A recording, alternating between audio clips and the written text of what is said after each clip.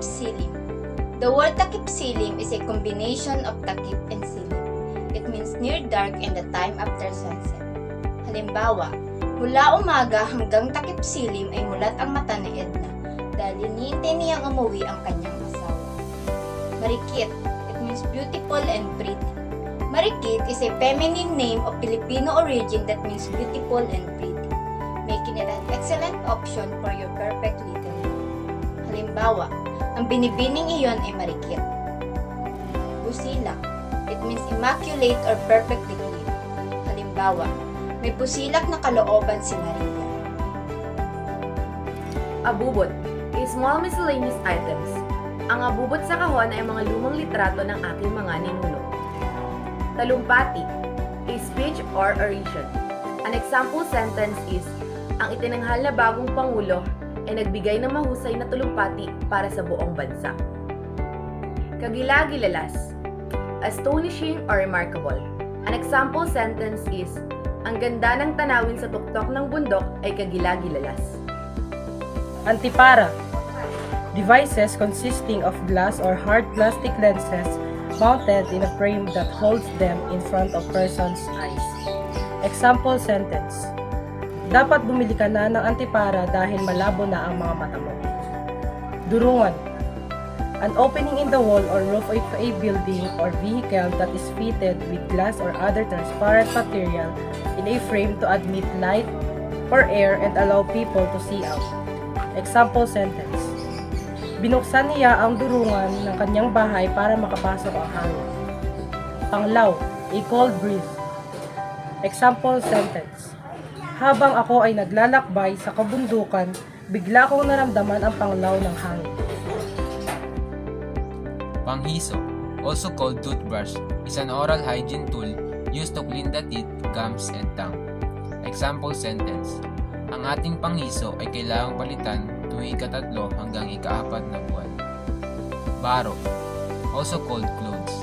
These are the things you wear to cover your body and keep you warm, to be comfortable, or for the way they make you look. Example sentence, napakaganda naman ng suot mong baro. Saan mo yan nabili?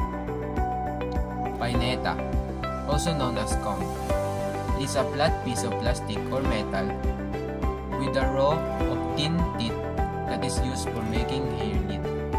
Example sentence, lagi siyang may dalang paineta sa kanyang bag. Tarangkahan, gate in English, it is a hinged barrier used to close an opening in a wall, fence, or hedge. Example sentence, isara mo ang tarangkahan upang di makalabas ang mga aso. Kikay, a woman who is fond of grooming and fashion.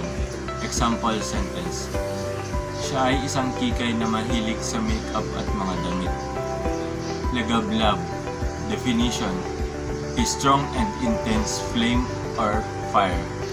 Example sentence, ang lagablab ng apoy ay sobrang lakas, kaya naman nasunog ang buong bahay. Tampipi, definition, a small box or container. Nilagay ko ang mga hikaw at pintas ko sa isang tampipi para sa hindi mawala ang mga ito. Alimusong, a sweet, delicate odor. Example sentence, ang sarap sa ilong ng alimusong na mga bulaklak. Ilaya, an area of land that is devoted primarily to agricultural processes with the primary objective of producing food and other crops. It is the basic facility in food production. Example sentence, magbisikleta tayo ng umaga sa Ilaya. Kamiseta, it means shirt or undershirt.